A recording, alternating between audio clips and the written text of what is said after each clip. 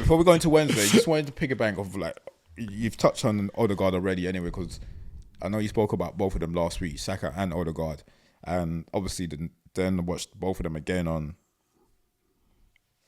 Tuesday, was it? Tuesday against Lisbon, yeah. Then again yesterday, and their partnership, how both of them work together. I have a different opinion. Anyway, I still always think Saka is your best player.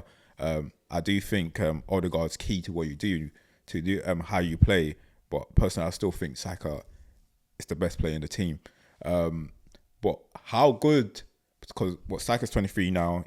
Odegaard's 25, about to be 26, I believe. Mm-mm. I don't think until you guys actually get those trophies that we speak about, people start giving him like the respect in terms of like when we start talking about legacy. I know it's early as well because this boys are damn good. I watched like Odegaard. I watched both of them like on Tuesday and Wednesday. Obviously, it's not that I don't know already. I know how good they are, but the more you watch them, it becomes a lot more scary to think what can they potentially achieve. But without that trophy, until they get that hands on that first big one. But in your thoughts, how far do you think they can go, both of them? Both of them will finish their career as world-class players. 100%. I wholeheartedly agree that. I wholeheartedly believe that. Saka's 23 and he's been brilliant since he was 17. And I can't see any stumbling. Only stumbling block, touch wood, no injuries, no major injuries. But Saka will be whatever he wants to be. I know the guard of his brain, the way he sees football, how he plays football. He's someone that can just play and play and play and play. You look at David Silva plays. I'm not saying he is David Silva, but you look at players of that ilk. He can just keep playing and playing. Iniesta played till however he was, and he was still a brilliant player. Yeah, because he's not a rough and tumble player. It's all in his head. Everything is in his head. So for me, both of them will end their careers as world-class players, and hopefully they win the trophies that they deserve to win with us. Odegaard trying to win it with his country is going to be very hard. He plays for Norway. But Saks will probably do something with England, hopefully touch wood. And then with us, the only thing that is missing is once they get the trophies underneath their belt, then people will probably give them the world-class tag. But do I think both of them have it in them to become world-class? 100%. Our best two players, with Saliba in there, those three will probably, all three of them will end up as world-class talents. Yeah, definitely add Saliba to it as well. What are you saying about it? No, I totally agree, man. Totally agree. I rate both of them very highly. Odegaard, yeah, I think his footballing mind's absolutely amazing. Ridiculous. There's every reason why everyone was chasing him as a 14-year-old. He's absolutely quality. And then with Saka, what I've liked is that I think when he first came out, I was like, this boy's good, but I don't know why he's good because he doesn't do the step overs and all of that stuff that typical inside forward he don't would do. That. He don't waste touches. He's just direct. He does what he needs to do. He's strong. He can finish. And so I think that's part of the reason, So his decision making, I think that's the balls he gives, but I think that's part of the reason why he just goes under the radar, because he's not as pretty as a person that has agility that can drop a shoulder. Well, like Noni, like Madueke. Yeah, you get me. Sancho. They look pretty. And when our view of football is the eye test, he's just very efficient and practical and consistent. You get me? So it's one of those ones that you don't see the aesthetics all the time, but high quality. I, as a United fan, I'm not gonna lie, I've got a lot of time for Arsenal. No, just generally, I've got a lot of time for them. I'll be honest with you. Sometimes I watch it, especially both of them, and you can't just help, like, not smile in a sense, but just admire like what they're both doing. And like, especially like, obviously in terms of like, I love, like, I don't think that boy can do anything wrong in my eyes. Like, brilliant and as you said, he's not aesthetically pleasing like the other players, but he's consistent, like practical. He does what he needs to do. He doesn't waste the ball. And Odegaard,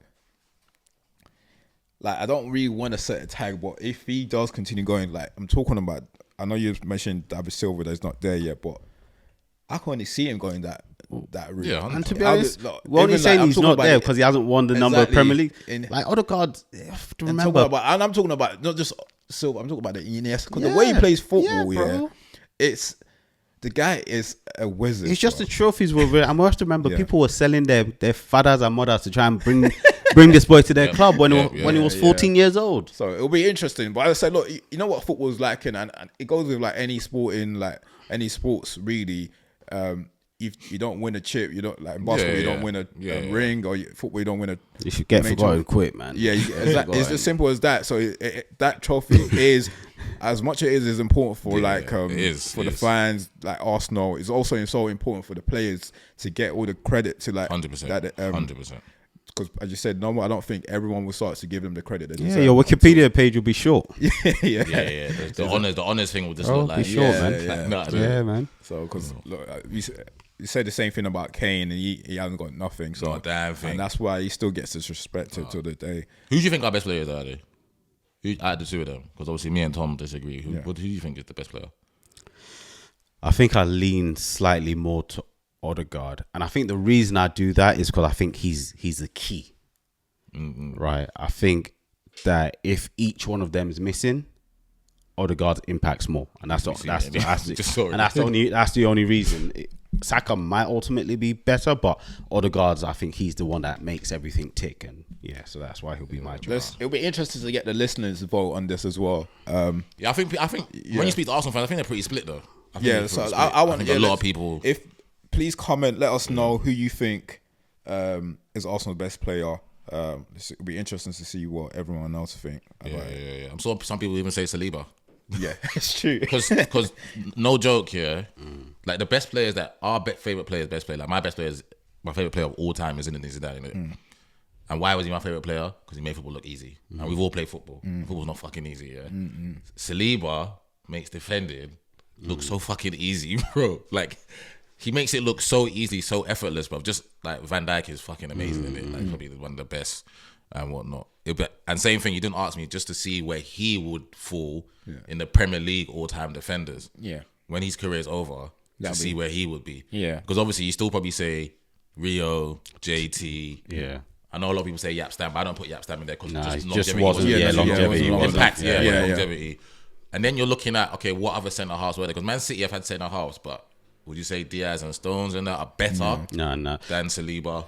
Even though I love John Stones. Because Diaz had interested to see where he falls on that list. And if because Virgil probably go above because Virgil's got a league, Champions League. Exactly, and that's what I'm saying. If you look a lot of these players, like, when you're talking about ability, Saliba's probably got all of it right now. Everything. But then when you're not comparing top players, where we know you're just as good as you might have certain qualities that he doesn't have, but we know that you might be faster, but you might be better on the ball, or you might be better heading the ball. When it comes to little intricate details like that, that's when they started to look at trophies.